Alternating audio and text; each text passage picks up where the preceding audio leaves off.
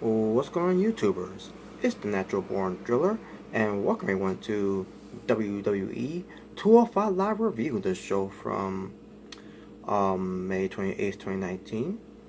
They were at Tulsa, Oklahoma, and your commentators were Nigel McGuinness, Vic Joseph, and Aiden English. So, let's get to the show.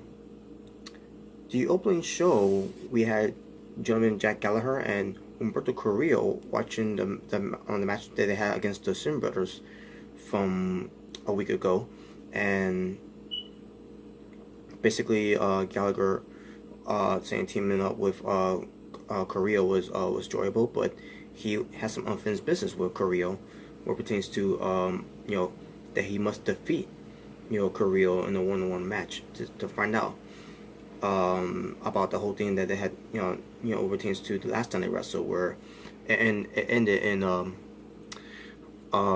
disqualification because with outside interference of Drew Gulak. So Humberto Carrillo accepts it, agrees to it, and yeah, we're gonna get to it, which is it was a main event.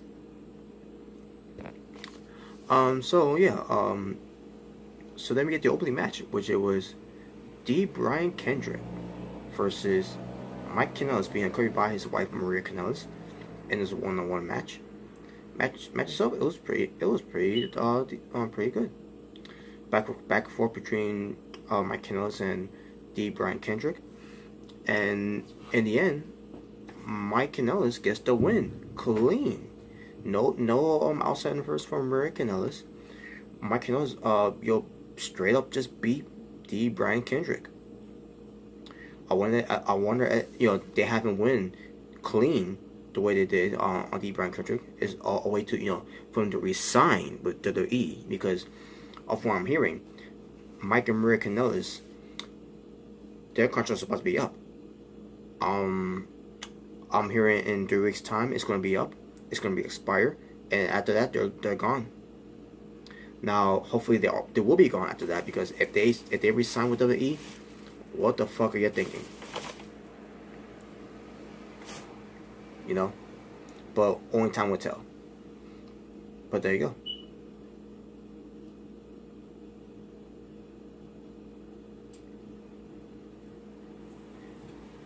We talk about Tony. Oh yeah, Tony Nese shows up at the general manager's office, Drake Maverick, and he's basically saying that he's getting restless for not competing.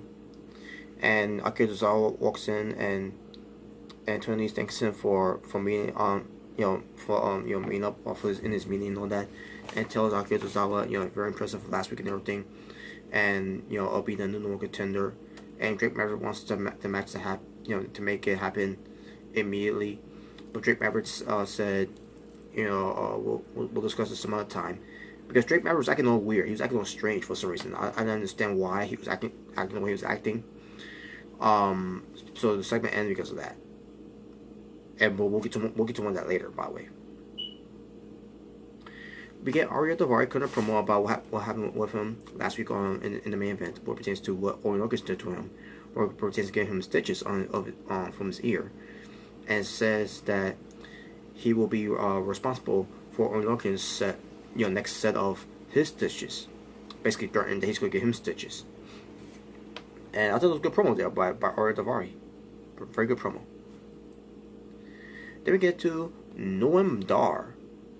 He goes up against some guy named Mike Karma, and basically Noam Dar beats him. No, it's nothing to say about the match. So, and I think he made a promo after the match. Oh yeah, he did. He was being interviewed by Sarah. I still can't pronounce her last name, but he basically get asked about the victory that he had back, to get back on track and all that. And then Noam Dar replies by saying he was never off track, and says that the only reason he will be off of his game is from all the jet lag and flying back and forth from 205 Live and NXT UK, and then basically talking trash to the Oklahoma people, saying that Oklahoma sucks. Which I thought was funny though, the way he did it. Then we get to Drake Magic. We get more continuation of Drake Magic acting all strange and weird for some reason. And then in this segment, it ends up happening. So Kayla Braxton is asking a question pertains to Akira Tozawa when he's gonna get his title shot against Tony Nese, know that, right? So as he's talking, it'll happen in due time, know that. All of a sudden, a camera looks at someone, and the camera focus on the WWE 24/7 champion R-Truth. So R-Truth showed up on 205 Live because I was thinking about saving this type of video for another time, for a separate video. But let me talk about this video. Let me talk about this whole topic, this subject in this video.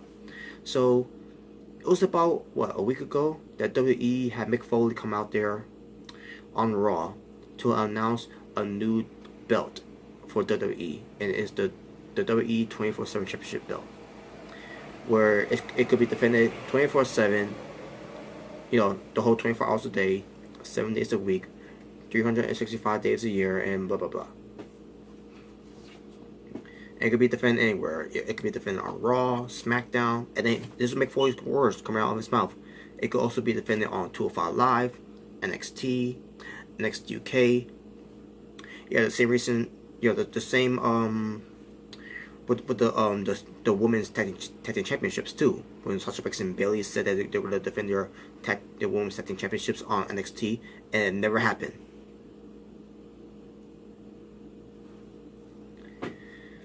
So so they did this whole thing, and basically it's for the catering roster. And what do I mean by that?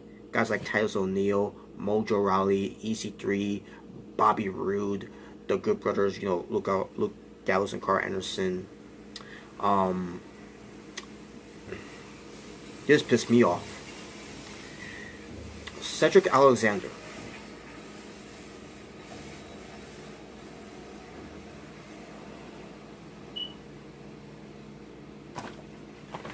And I'm not gonna go through the rest of the list there, but yeah, I get my point. But who was the first champion? Titus O'Neil, and then it was Bobby Roode, and then it was R-Truth, and now it became Elias. And I knew Elias was going to be a 24/7 champion because WWE doesn't know what to do with Elias. And then he loses again to R-Truth, and here's R-Truth on the show of 205 Live, and he's being chased by Drake Magic, and we didn't get a follow up after that. He just chases them, and that was it. There was no more of that. Yeah, so much for that the title being defended, right?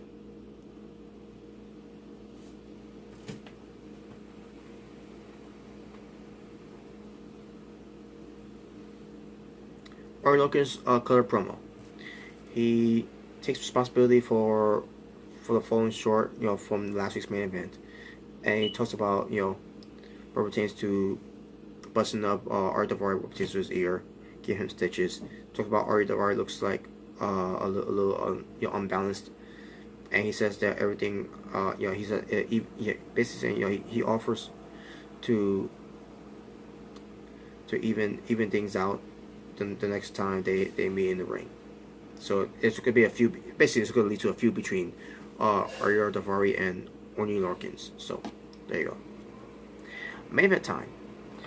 Gentleman Jack Gallagher versus Humberto Carrillo. This match was pretty damn good. It was right up there with D. Brian Kendrick and Mike Kanellis. And this match,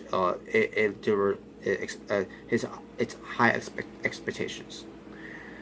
In the end, you have Humberto Carrillo win the match with the twisting 450 splash and get the win on Gentleman Jack Gallagher. So yeah, we got the conclusion what pertains to who's the better man in this match, and it was Humberto Carrillo. After the match, Humberto Carrillo extends for a handshake, and Gentleman Jack Gallagher accepts it, being a gentleman that he is, and walks off, showing respectful and embracing his respect to Humberto Carrillo, and that was it. That was the end of the show. Talking about wrestling for 205 Live, WWE 205 Live. dream matches, and my overall scoring for the show from May 28th, 2019. I'm gonna give it a 6 out of 10. So that being said, thank you all for watching. For It's the Natural Born Driller, saying peace on the streets. For this was your WWE 205 Live review. Take care, folks.